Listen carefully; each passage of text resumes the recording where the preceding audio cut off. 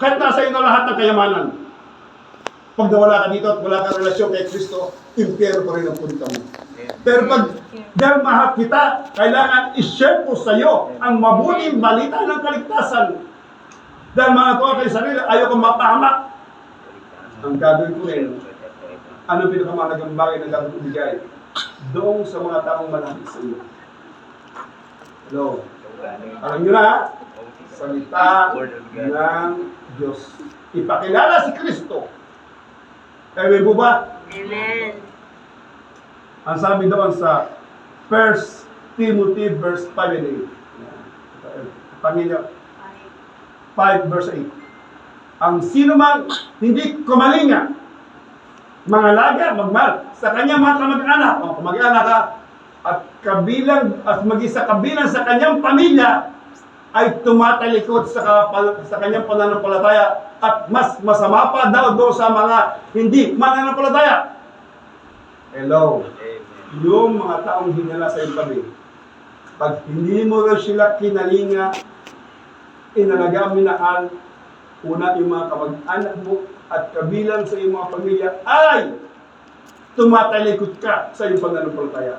Sino ang dapat magpakita ng pagmamahal doon sa mga taong dinala sa iyong tabi? Ikaw na nakakilala kay Kristo. Hello? Nagawa niyo na ba yun? Oh, sabi doon, pag hindi mo na nagawa yun, mas maigil po rin yung mga hindi mananampalataya. Mas maigil po rin hindi mananampalataya. Pinapakita ang pagmamahal, pangangalaga. Kasi naman, ayoko na sa lola ko dyan. Wala nang isure siya, wala nang mamamana ko dyan. Patay ka. Kaya mo na mamahali, alagaan ng lola mo dahil meron ka mamamana. Hello? Hello? Ayaw ko sa nanay ko, nasungit niyan. Kapatid, kaya nasungit niyan, lumaki ka, inalagaan ka, minahal ka ng iyong nanay, nagtiis niya ng hirap. Hanggang lumalaki ka sa lamok, ayaw kang mapadapuan ng lamok, lahat nililis niya. Nung lumaki ka, tumaas na ang eri mo, nakita mo na siyempre ang mga magulang, tumatanda yan, nagiging burbot na ulo niya, minsan wala na, pero minsan nakita mo, na wala na yung pagmamahal mo sa magulang mo. Hello?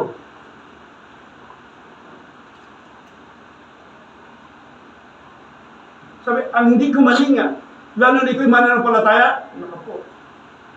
Pag ikaw mananampalataya, dapat ipakita mo yung pagmamahal mo doon sa mga taong dinala sa iyong tabi. Simple lamang yan. Ang sabi naman sa 1 John chapter 4 verse 20, ang nagsasabi, inibig ng Diyos, ngunit napapaot.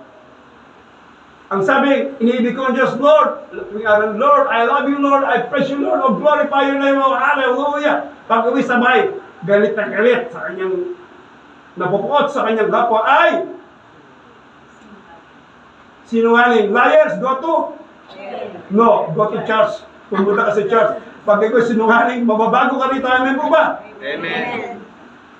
Paano mo masasabing, inibig mo Diyos na hindi mo nakikita, samantala itong kapwa mo, na nakikita mo, ay hindi mo mapangalagaan, maingatan, maggabay, mamahal. Sasabihin mo, Lord, I love you. Hindi mo nga nakikita. Ito mo, kapwa mo, katapinig mo, na nakikita mo, araw-araw kasama mo, hindi mo mamahal, hindi mo mapatawad, lahat na.